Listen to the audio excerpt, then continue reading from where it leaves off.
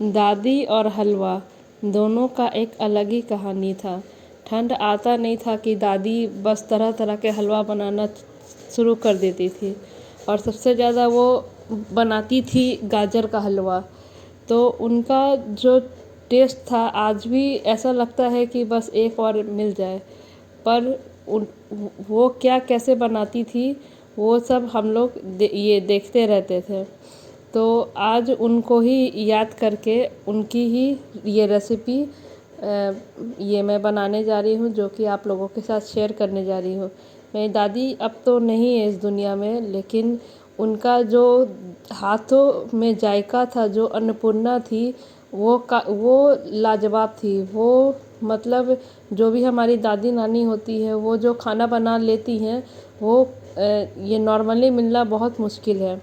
तो मेरी दादी क्या करती थी कि जब भी गाजर का हलवा बनाने का बात आता था, वो बनाती थी उसे कस के। तो मैंने भी उसे कद्दूकस कर लिया है। 1.5 किलो गाजर था मेरे पास। और फिर उसके बाद ये मैंने कढ़ाई में, और जो ये हलवा है वो हमेशा देसी घी में बनाती थी। वो ऐसा बोलती थी कि जो ये देसी घी होता है वो हमारे सेहत के लिए बहुत फ़ायदेमंद होता है। ठंड में घी खाना चाहिए, इसीलिए वो तरह तरह के हलवे घी में, मावा में, दूध में, मतलब जो भी चीज़ हम लोग के लिए ये हेल्थ से रिलेटेड अच्छा हो सकता था वो करती थी, बनाती थी।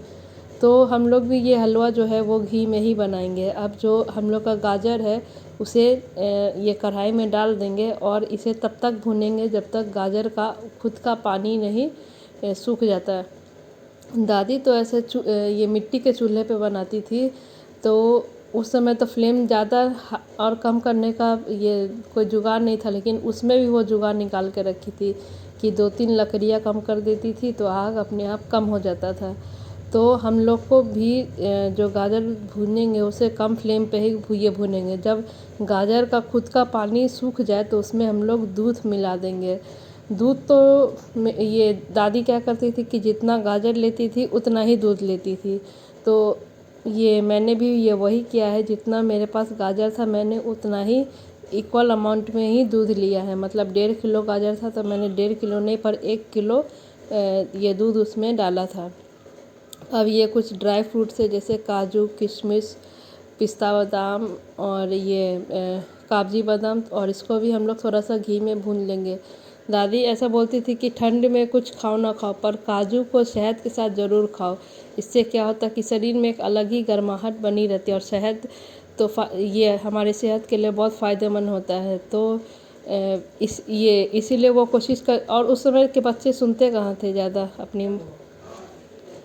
सुनते कहाँ थे, वो तो बस अपने ही धुन में रहते थे। तो इसीलिए दादी हलवे में ही ठूस ठूस के खूब सारा ड्राई फ्रूट्स डाल दिया करती थी कि आप हलवा तो सब कोई खाएगा, तो हलवा खाएगा तो उसके साथ तो ड्राई फ्रूट्स भी खा ही लेगा। तो ये जो हमारी दूध है वो भी अच्छे से इसमें सूख चुकी थी।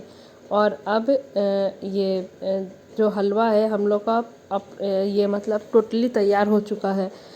वो हमेशा एक चीज़ ये ज़रूर करती थी कि कोई भी चीज़ बनाती थी जिसमें चीनी डले तो वो चीनी सबसे लास्ट में डालती थी। तो हम लोग भी इसमें सबसे लास्ट में ही चीनी डालेंगे, और हम लोग अपना फ्लेम कभी भी हाई नहीं करेंगे। वो हमेशा अगर 5-6 लकड़ियाँ जलाती थी तो 3 ही लकड़ियाँ पे वो हलवा बनाने का कोशिश करती थी कि हलवा में जो भी चीज़ वो यूज़ कर रही है उसका वो मात्रा जले नहीं।